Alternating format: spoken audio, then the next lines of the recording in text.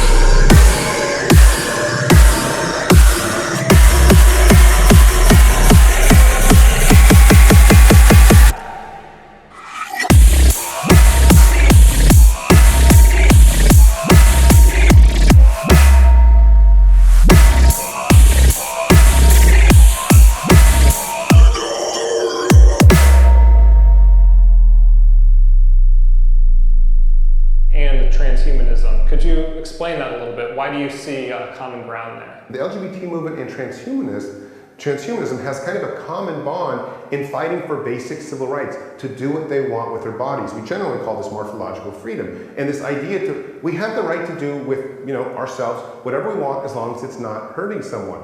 And so I believe that we should try to merge the movements a little bit more and use each other as a way to open up the dialogue.